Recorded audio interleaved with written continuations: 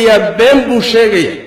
baatil iyo zuur buu ku warramaya markaasay aafaaqda oo dhan bay gaadhaysaa hal mar baa waxaa dhegaysanaya khalaa'iqan xasri laha goobaha aadamuhu ku xidhiidho iyo mawaaqicdan tawaasulka dadku ay ku xidhiidhaan ayuu ku qorayaa ama cod ahaan u gelinayaa WhatsApp ku gelinayaa Facebook ku gelinayaa Fiber ku gelinayaa ayugu ku gelinayaa waxyaalahan bini aadamku hadda ku tawaasulo ayuu kelimo iftiriya been gelinaya markaas hal mar waxa taalacanaya khalaa'iq aan xasri lahayn waagii hore intay gaari kartay way koobnayd maanta saxaalku halkaas u gaarsiisay ittaqillaaha ya rajul ilaahay ka baq naftaada u baq aakhiradaada u baq beentan aad sii daynayso eed khalaa'iqda ku sii daynayso cuquubadeedu waa taa waa qabrigay ku ciqaaban yihiin dadka aan tilmaamayno aakhiro laysma gaadhin ilaahay hortiisana weli lama tegin naartii weynayd iyo xaalkeeduna waa laaban yahay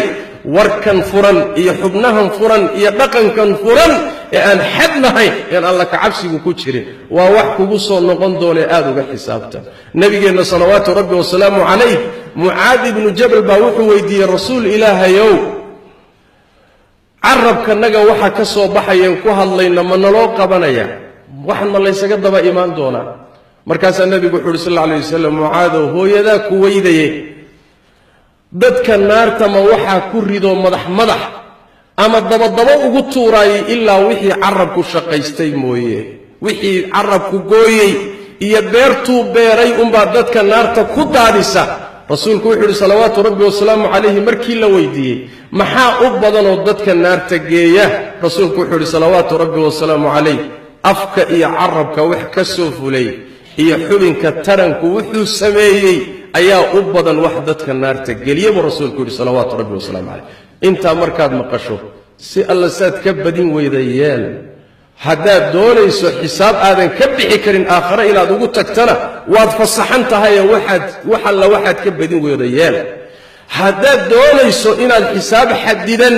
iyo badbaado aad aakhare ugu tagtana carabkaaga iyo xubnahaada xakame zuurka iyo beenta iyo baatilkana iska ilaali sallu wa sallimu ala khatami al-anbiya'i wal mursalin allahumma salli wa sallim wa barik ala 'abdika wa rasulika muhammad wa ala alihi wa sahbihi ajma'in wa radallahu ma'an as-sahabati wat tabi'in wa tabi'ihim wa man tabi'ahum bi ihsan ila yawm الدين اللهم إنا نسألك الهدى والتقى والعفاف والغنى ربنا ظلمنا أنفسنا وإن لم تغفر لنا وترحمنا لنكونن من الخاسرين اللهم إنا نسألك الخير كله عاجله وآجله